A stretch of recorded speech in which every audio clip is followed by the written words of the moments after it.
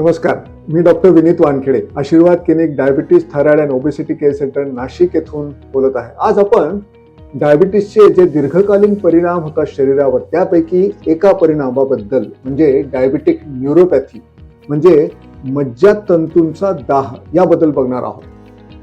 दीर्घकाळ मधुमेह असला म्हणजे मधुमेहाचं वय जास्त झालं, उदाहरणार्थ 5 वर्ष, 7 वर्ष, 10 वर्ष, तर हे परिणाम जाणवायला लागतात. आपल्या शरीरामध्ये सेंट्रल नर्वस सिस्टीम म्हणजे मेंदू आणि पेरिफेरल नर्वस सिस्टीम म्हणजे मज्जातंतूचं जाळं पसरलेलं हे असं असतं.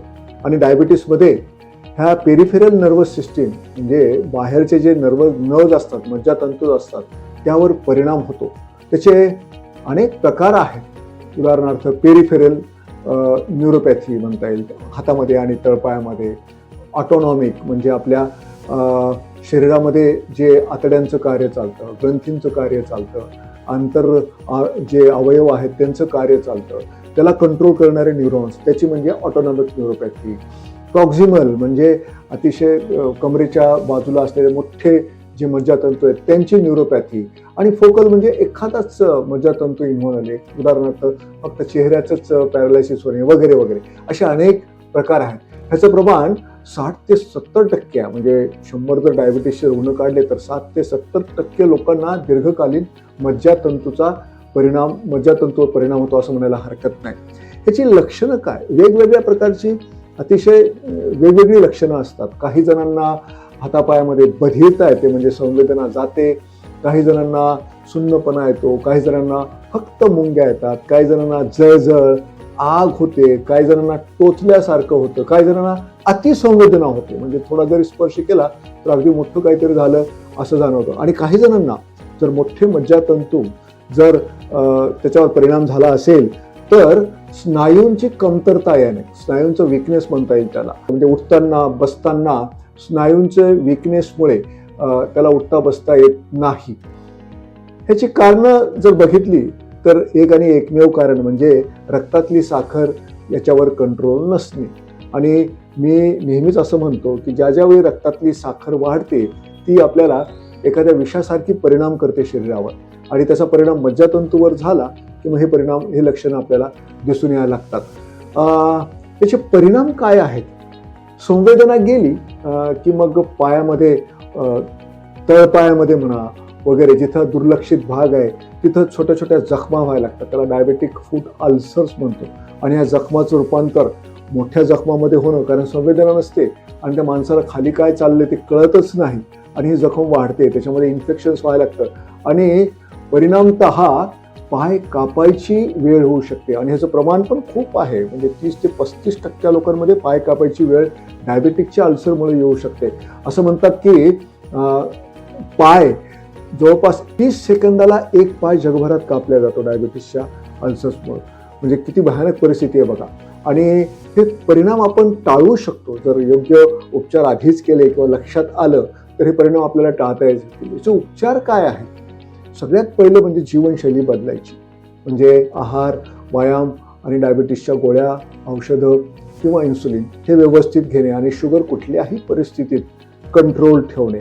औषधं आहेत का याच्यावर? हो आहेत. खरं पाहिलं तर हे परिणाम डायबिटीस सारखे कधीही न बरे होणारे आहेत, अगदी स्पष्ट. म्हणजे परिणाम बरे होत नसतात, त्यांना आपण फक्त कंट्रोल करू शकतो, त्यांच्यावर नियंत्रण करू शकतो आणि आपली जी क्वालिटी ऑफ लाईफ आहे, जगण्याचा जो स्तर आहे तो उंचावू शकतो असं मला म्हणायचं. म्हणजे खूप जळजळ असेल, एखाद्याला खूपच रोजच्या जीवनामध्ये त्रास असेल तर तो आम्ही कमी करू शकतो, पण ते पूर्ण बरा होत नाही. परंतु एवढं नक्कीच आहे, जर शुगर कंट्रोल असेल आणि जर तुम्ही आहारामध्ये वगैरे सगळे जीवनशैलीमध्ये बदल केला असेल तर हे परिणाम उशिरा होतात आणि त्याची तीव्रता कमी असते. औषधं ह्याच्यावर पण आहेत जे मज्जातंतूचा दाह कमी करणारी. आता बरेच मार्केटमध्ये बरेच औषधं आहेत आणि आम्ही 1 by 1 ट्राय करत असतो. आणि बऱ्याच लोकांना ह्या औषधामुळं ह्या पेरिफेरल न्यूरोपॅथीवर नियंत्रण करणं शक्य होतं आणि औषधंही वर्षानुवर्ष घ्यावी लागतात. जर औषधं बंद केली तर पुन्हा ती लक्षणं यायला लागतात. पायाची काळजी घेणे हे फार महत्त्वाचं आहे. जशी चेहऱ्याची आपण काळजी घेतो तशी पायाची काळजी घ्यावी असं म्हणतात. म्हणजे चेहरा आपण रोज आरशामध्ये बघतो, थोडीशी घाण असली, इकडे तिकडे दिसलं की लगेच साफ करतो, तशी पाय डायबिटीसच्या रुग्णांनी रोज आरशामध्ये आपण आपलेच बघावे. आणि तिथं काही दिसतं का, म्हणजे पायामध्ये भेगा असतील, छोटीशी जखम असेल किंवा सूज असेल किंवा काय कुरूप असेल तर हे बघून लगेच त्याच्यावर उपचार करणं गरजेचं आहे. पाय स्वच्छ आणि कोरडे ठेवावे. म्हणजे सकाळी तर आंघोळ करतोच आपण, त्याच्यात पायाकडे सहसा आपण स्वच्छ तेवढे करत नाहीत, परंतु आवर्जून स्वच्छ करावेत सकाळी आणि संध्याकाळी, आणि ते कापडानं स्वच्छ पुसून घ्यावेत आणि आपल्या जे बोटं आहेत पायाची त्याच्यामधल्या भेगा साफ कराव्यात चांगल्या.